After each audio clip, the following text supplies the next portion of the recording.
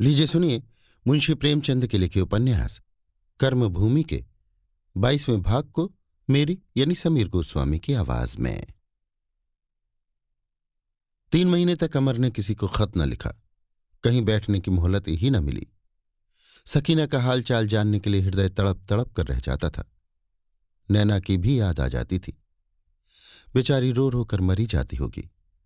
बच्चे का हंसता हुआ फूल सा मुखड़ा याद आता रहता था। पर कहीं अपना पता ठिकाना हो तब तो खत लिखे। एक जगह तो रहना नहीं होता था। यहां आने के कई दिन बाद उसने 3 खत लिखे, सकीना, सलीम और नैना के नाम। सकीना का पत्र सलीम के लिफाफे में ही बंद कर दिया था। आज जवाब आ गए हैं। डाकिया भी दे गया है। अमर गंगा तट पर एकांत में जाकर इन पत्रों को पढ़ रहा है। वो नहीं चाहता बीच में कोई बाधा हो। लड़के आकर पूछें किसका खत है। नैना लिखती है, भला आपको इतने दिनों बाद मेरी याद तो आई।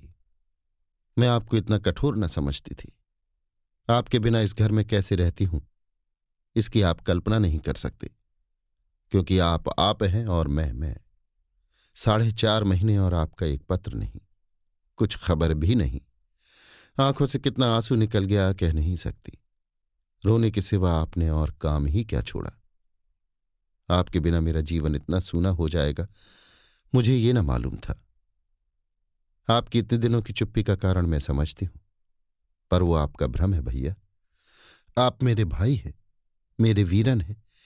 राजा हों तो मेरे भाई हैं, रंक हों तो मेरे भाई हैं। संसार आप पर हंसे, सारे देश में आपकी निंदा हो, पर आप मेरे भाई हैं। आज आप मुसलमान या ईसाई हो जाएं तो क्या आप मेरे भाई न रहेंगे? जो नाता भगवान ने जोड़ दिया है क्या उसे आप तोड़ सकते हैं? इतना बलवान मैं आपको नहीं समझती। इससे भी प्यारा और कोई नाता संसार में है मैं नहीं समझती। मां में केवल वात्सल्य है, बहन में क्या है नहीं कह सकती, पर वो वात्सल्य से कोमल अवश्य है।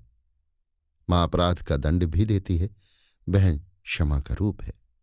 भाई न्याय करे, डांटे या प्यार करे, मान करे, अपमान करे, बहन के पास क्षमा के सिवा और कुछ नहीं है। वो केवल उसके स्नेह की भूखी है। जब से आप गए हैं किताबों की ओर ताकने की इच्छा नहीं होती। रोना आता है, किसी काम में जी नहीं लगता। चरखा भी पड़ा मेरे नाम को रो रहा है। बस अगर कोई आनंद की वस्तु है तो वो मुन्नू है। वो मेरे गले का हार हो गया है, क्षण भर को भी नहीं छोड़ता। इस वक्त सो गया है तब ये पत्र लिख सकी हूं, नहीं उसने चित्रलिपि में वो पत्र लिखा होता जिसको बड़े बड़े विद्वान भी न समझ सकते। भाभी को उससे अब उतना स्नेह नहीं रहा। आपकी चर्चा वो कभी भूल कर भी नहीं करती। धर्म चर्चा और भक्ति से उन्हें विशेष प्रेम हो गया है। मुझसे भी बहुत कम बोलती हैं। रेणुका देवी उन्हें लेकर लखनऊ जाना चाहती थी पर वो नहीं गई। एक दिन उनकी गऊ का विवाह था। शहर के हजारों देवताओं का भोज हुआ। हम लोग भी गए थे। यहां के गौशाले के लिए उन्होंने 10,000 रुपये दान दिए हैं। अब दादाजी का हाल सुनिए। वो आजकल एक ठाकुर द्वारा बनवा रहे हैं। जमीन तो पहले ही ले चुके थे, पत्थर जमा हो रहा है। ठाकुर द्वारे की बुनियाद रखने के लिए राजा साहब को निमंत्रण दिया जाएगा। न जाने क्यों दादा आप किसी पर क्रोध नहीं करते, यहां तक कि जोर से बोलते भी नहीं। दाल में नमक तेज हो जाने पर जो थाली पटक देते थे, अब चाहे कितना ही नमक पड़ जाए बोलते भी नहीं। सुनती हूं असामियों पर भी उतनी सख्ती नहीं करते। जिस दिन बुनियाद पड़ेगी बहुत से असामियों का बकाया मुआफ भी करेंगे। पठान इनको अब 5 की जगह 25 रुपये मिलने लगे हैं। लिखने की तो बहुत सी बातें हैं पर लिखूंगी नहीं। आप अगर यहां आए तो छिपकर आइएगा, क्योंकि लोग झल्लाए हुए हैं। हमारे घर कोई नहीं आता जाता। दूसरा खत सलीम का है। मैंने तो समझा था तुम गंगा जी में डूब मरे और तुम्हारे नाम को प्याज की मदद से 2-3 कतरे आंसू बहा दिए थे और तुम्हारी रूह की नजात के लिए एक बरहमन को 1 कौड़ी खैरात भी कर दी थी। मगर ये मालूम करके रंज हुआ कि आप जिंदा हैं और मेरा मातम बेकार हुआ। आंसुओं का तो गम नहीं, आंखों को कुछ फायदा ही हुआ, मगर उस कौड़ी का जरूर गम है। भले आदमी कोई 5-5 महीने तक यूं खामोशी अख्तियार करता है। खैरियत यही है कि तुम यहां मौजूद नहीं हो, बड़े कौमी खादिम की दुम बने हो। जो आदमी अपने प्यारे दोस्तों से इतनी बेवफाई करे वो कौम की खिदमत क्या खाक करेगा। खुदा की कसम रोज तुम्हारी याद आती थी। कॉलेज जाता हूं जी नहीं लगता। तुम्हारे साथ कॉलेज की रौनक चली गई। उधर अब्बा जान सिविल सर्विस की रट लगा लगा कर और भी जान लिए लेते हैं। आखिर कभी आओगे भी या काले पानी की सजा भोगते रहोगे। कॉलेज के हाल साबिक दस्तूर हैं। वही ताश हैं, वही लेक्चरों से भागना है, वही मैच है। हाँ, कॉन्वोकेशन का एड्रेस अच्छा रहा। वाइस चांसलर ने सादा जिंदगी पर जोर दिया। तुम होते तो उस एड्रेस का मजा उठाते। मुझे तो वो फीका मालूम होता था। सादा जिंदगी का सबक तो सब देते हैं पर कोई नमूना बनाकर दिखाता नहीं। ये जो अनगिनती लेक्चरर और प्रोफेसर हैं, क्या सबके सब सादा जिंदगी के नमूने हैं? वो तो लिविंग का स्टैंडर्ड ऊंचा कर रहे हैं, तो फिर लड़के भी क्यों ना ऊंचा करें? क्यों ना बहती गंगा में हाथ धोएं?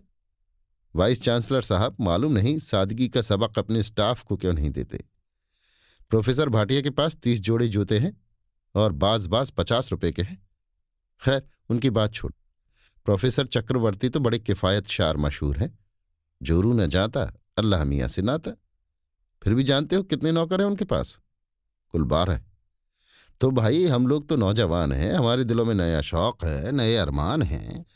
घर वालों से मांगेंगे, ना देंगे तो लड़ेंगे, दोस्तों से कर्ज लेंगे, दुकानदारों की खुशामद करेंगे, मगर शान से रहेंगे जरूर। वो जहन्नुम में जा रहे हैं तो हम भी जहन्नुम जाएंगे, मगर इनके पीछे पीछे। सकीना का भी हाल सुनना चाहते हो? माँ को 20 ही बार भेजा, कपड़े भेजे, रुपए भेजे, पर कोई चीज न ली। माँ कहती हैं दिन भर में एक आध चपाती खाली तो खाली नहीं, चुपचाप पड़ी रहती है। दादी से बोलचाल बंद है। कल तुम्हारा खत पाते ही उसके पास भेज दिया था। उसका जवाब जो आया उसकी हूबहू नकल ये है। असली खत उस वक्त देखने को पाओगे जब यहां आओगे। बाबूजी, आपको मुझ बदनसीब के कारण ये सजा मिली, इसका मुझे बड़ा रंज है और क्या कहूं। जीती हूं और आपको याद करती हूं।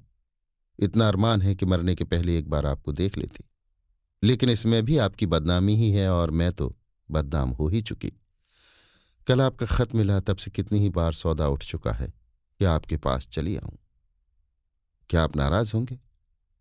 मुझे तो ये खौफ नहीं है, मगर दिल को समझाऊंगी और शायद कभी मरूंगी भी नहीं। कुछ देर तो गुस्से के मारे तुम्हारा खत न खोला, पर कब तक? खत खोला, पढ़ा, रोई, फिर पढ़ा, फिर रोई। रोने में इतना मजा है कि जी नहीं भरता। अब इंतजार की तकलीफ नहीं झेली जाती। खुदा आपको सलामत रखे। देखा, ये खत कितना दर्दनाक है। मेरी आंखों में बहुत कम आंसू आते हैं, लेकिन ये खत देखकर जब्त न कर सका। कितने खुशनसीब हो तुम। अमर ने सिर उठाया तो उसकी आंखों में नशा था।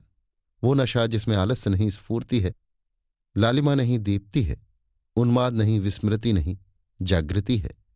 उसके मनोजगत में ऐसा भूकंप कभी न आया था। उसकी आत्मा कभी इतनी उदार, इतनी विशाल, इतनी प्रफुल्ल न थी। आंखों के सामने 2 मूर्तियां खड़ी हो गईं। एक विलास में डूबी हुई, रत्नों से अलंकृत, गर्व में चूर। दूसरी सरल माधुर्य से भूषित, लज्जा और विनय से सिर झुकाए हुए। उसका प्यासा हृदय उस खुशबूदार मीठे शरबत से हटकर इस शीतल जल की ओर लपका। उसने पत्र के उस अंश को फिर पढ़ा, फिर आवेश में जाकर गंगा तट पर टहलने लगा। सकीना से कैसे मिले? ये ग्रामीण जीवन उसे पसंद आएगा? कितनी सुकुमार है, कितनी कोमल, और ये कठोर जीवन कैसे जाकर उसकी दिलजोई करे। उसकी वो सूरत याद आई जब उसने कहा था, बाबूजी मैं भी चलती हूं। ओह, कितना अनुराग था। किसी मजूर को गड्ढा खोदते खोदते जैसे कोई रत्न मिल जाए और वो अपने अज्ञान में उसे कांच का टुकड़ा ही समझ रहा हो। इतना अरमान है कि मरने के पहले आपको देख लेती। ये वाक्य जैसे उसके हृदय में चिमट गया था। उसका मन जैसे गंगा की लहरों पर तैरता हुआ सकीना को खोज रहा था।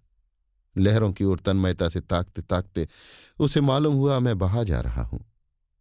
वो चौंक कर घर की तरफ चला। दोनों आंखें तर, नाक पर लाली और गालों पर आर्द्रता। अभी आप सुन रहे थे मुंशी प्रेमचंद के लिखे उपन्यास कर्मभूमि के 22वें भाग को मेरी यानी समीर गोस्वामी की आवाज में।